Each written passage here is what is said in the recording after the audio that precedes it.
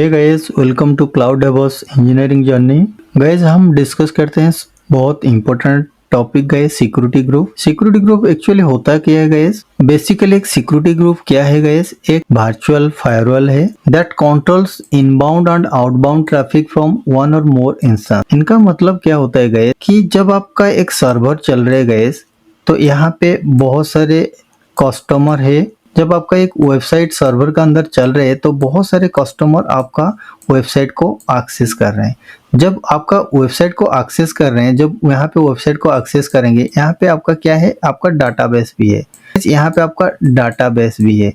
तो ये जो डाटाबेस आप देख रहे हैं गाइस, यहाँ पे तो आपको कोई एक्सेस कर रहे हैं, मतलब यहाँ पे आपका इन हो रहे हैं।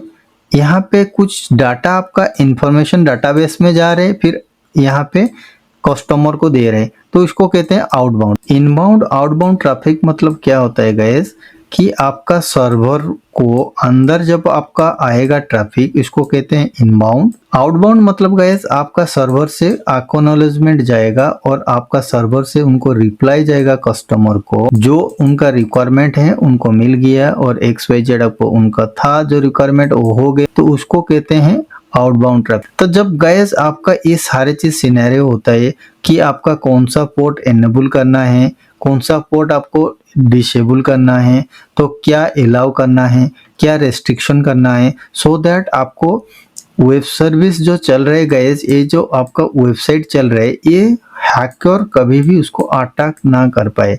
उनका मतलब है अनऑथराइज जो पर्सन है, अनऑथराइज कोई अटैक वहाँ पे हुआ तो यहाँ पे जैसे कि कोई डाटा आपका हार्मफुल ना हो जाए, क्योंकि आपका सेंसिटिव डाटा है गाइस। जो सेंसिटिव डाटा आपका पास आता है तो ये सारे चीज डाटा आपको सिक्योरली रखना है। तो इसके लिए आपको हमेशा क्या करना पड़ता है गाइस? सिक्योरिटी ग्रुप को सारी चीज मेंटेन करना पड़ता है। तो कैसे आपको एक्चुअली कस्टमाइज एक सिक्योरिटी ग्रुप बनाते हैं मैं आपको दिखाऊंगा गाइस लैब में। तो गाइस अभी आपको होपफुली अंडरस्टैंडिंग हो गया। एक वर्चुअल फायरवॉल है, तो ये क्या करता है कि आपका जब वेबसाइट को एक्सेस करने से पहले यहाँ पे चेक करता है कि जो रिक्वेस्ट है वैलिड रिक्वेस्ट है और ये ऑथराइज रिक्वेस्ट है, तो आपका वेबसाइट को ये एक्सेस करने के लिए दे रहे हैं। जब ये अनऑथराइज होगा तो यहाँ पे एक्सेस नहीं कर पाएगा।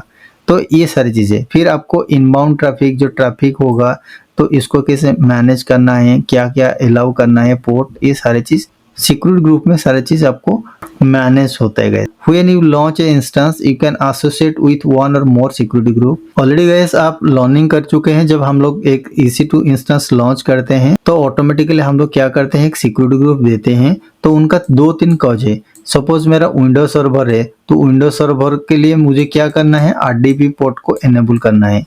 तो जब मुझे लिनक्स सर्वर को एक्सेस करना है तो मुझे SSH पोर्ट को एनेबल करना है। तो गाइस जब मैंने कोई वेबसाइट को एक्सेस करूंगा तो मुझे क्या चाहिए, HTTP पोर्ट चाहिए, HTTPS पोर्ट चाहिए।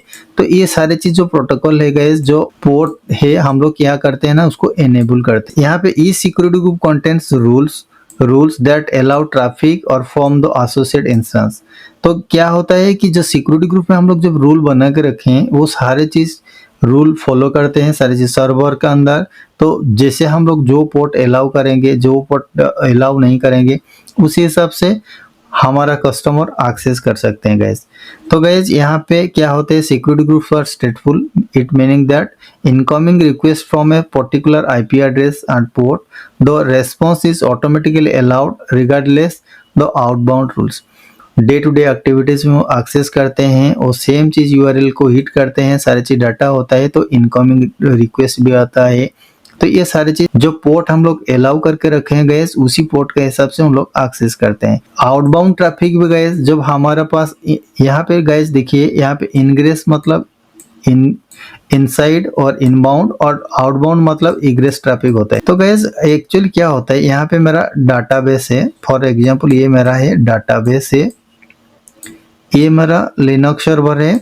तो ये लिनक्स सर्वर में मेरा वेबसाइट चल रहा है गैस, ये वेबसाइट यहाँ पे होस्ट है। तो यहाँ पे कस्टमर सब क्लाउड में है, तो वाया इंटरनेट यहाँ पे लॉगिन कर रहे हैं। लॉगिन करने के बाद यहाँ पे गाइस एक्सेस कर रहे हैं मेरा वेबसाइट को।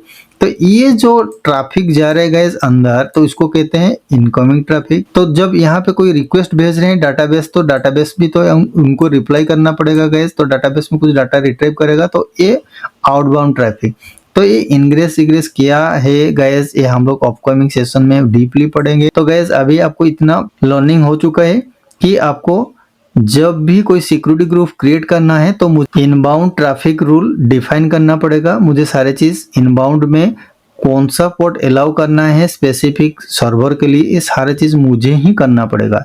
इतना ही काम होता है गैस सिक्योरिटी ग्रुप। गैस अभी आप देख रहे हैं कि ये सारे चीज inbound rule and outbound rule का सारे चीज मैंने यहाँ पे प्रोटोकॉल लिख के रखा हूँ गैस।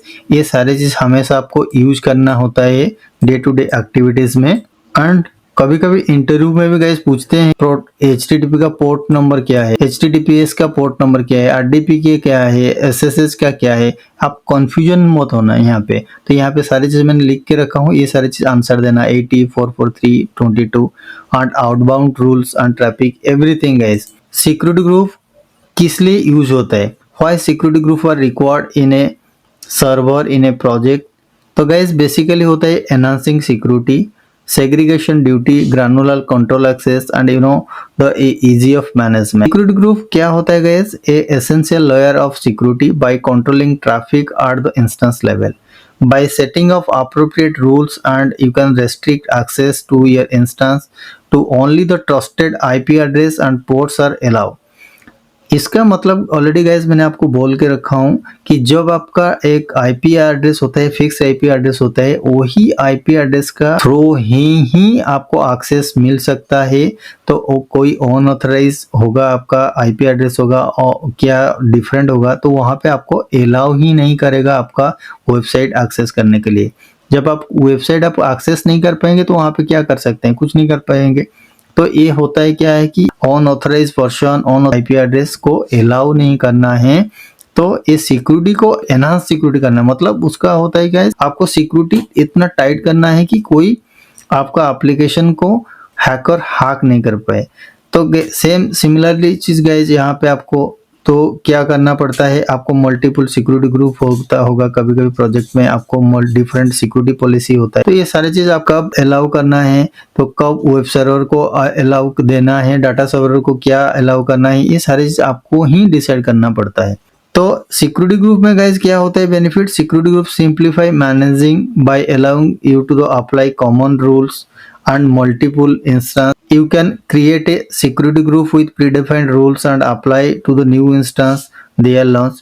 तो आप जब एक कस्टमाइज सिक्योरिटी ग्रुप बना के रखेंगे गाइज, वो क्या होता है तो इजीली हो जाते हैं सारे सर्वर एंड सारे इंस्टेंस के लिए, जब भी चाहिए आप यूज कर सकते हैं। तो सिक्योरिटी ग्रुप का बेनिफिट क्या होता है गाइज कि आपका एक कस्टमाइज सिक्योरिटी ग्रुप आप बना के रखिए, तो उसमें क्या फायदा होता है, जब आपका रिक्वायरमेंट होगा तो सेम सिक्योरिटी ग्रुप आपको हर प्रोजेक्ट में अटैच करना होता है। तो गैस मैं अभी आपको दिखाऊंगा कैसे कस्टमाइज सिक्योरिटी ग्रुप बनाते हैं। ऑलरेडी आप जान चुके हैं, बट एक्चुअली प्रोजेक्ट में क्या क्या पोर्ट अलाउ होता है तो मैं आपको अभी दिखा रहा हूँ AWS लैब में। तो guys let's switch to the AWS console web portal page. अभी आप देख रहे हैं नेटवर्क सिक्योरिटी सेक्शन, यहाँ पे एक सिक्योरिटी ग्रुप है, यहाँ पे गाइस डायरेक्ट क्लिक करना है आपको सिक्योरिटी ग्रुप। यहाँ पे गाइस जितना भी सिक्योरिटी ग्रुप मैंने बना के रखे हैं सारे चीज सिक्योरिटी ग्रुप आपको यहाँ पे दिखाई देगा।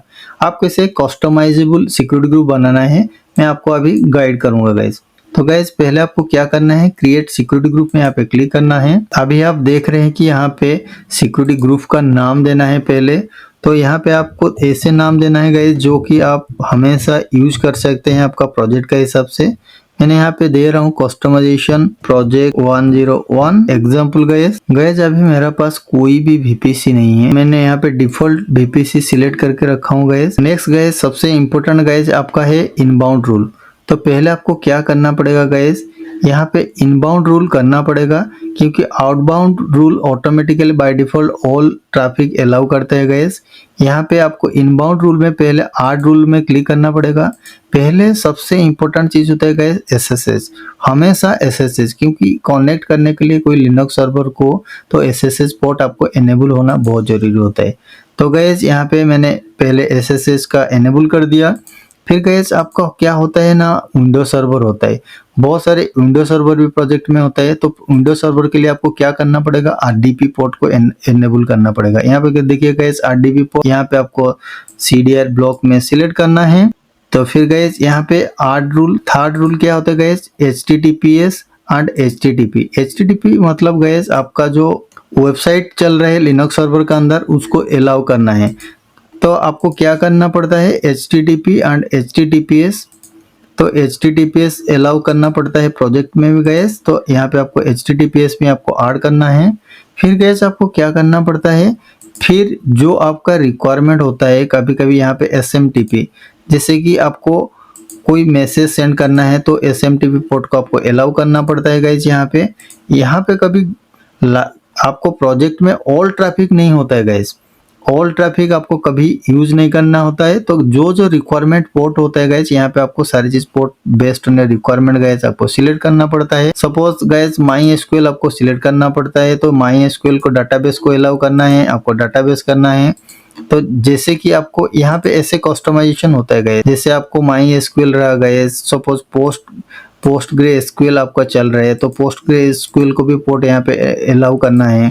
फिर सपोज फॉर एन एग्जांपल और कोई डाटाबेस चल रहा है आपका, तो आपका यहाँ पे रेडशिफ्ट चल रहा है कि ओरेकल का RDS चल रहा है।